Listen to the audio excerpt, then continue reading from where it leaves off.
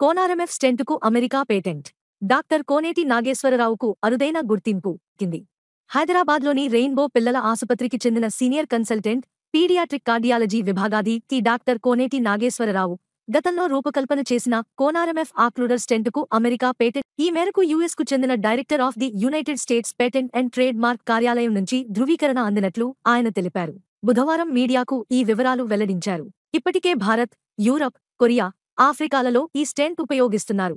పలుదేశాల్లో 15,000 వరకు స్టెంట్లను విజయవంతంగా వినియోగించారు. ఇటీవల ఎంతో క్లిష్టమైన అమెరికా పేటెంట్ దక్కడంతో మున్ముందు మరిన్ని దేశాల్లో వీటిని వినియోగించనున్నారు. ఇది మన దేశానికి లభించిన గౌరవంగా భావిస్తున్నాను. ఈ స్టెంట్ పెద్దలతో పాటు 2.5 కిలోల బరువున్న శిశువుల్లో తలెత్తే గుండె సమస్యలకు పరిష్కారం చూపుతుంది. ప్రస్తుతం దీని ధర భారత్లో 50,000, పాకిస్తాన్లో 12 లక్షలు. పలు దేశాల్లో ఈ స్టెంట్పై 20కి పైగా పరిశోధన పత్రాలు ప్రచురితమయ్యాయి అని నాగేశ్వరరావు వివరించారు.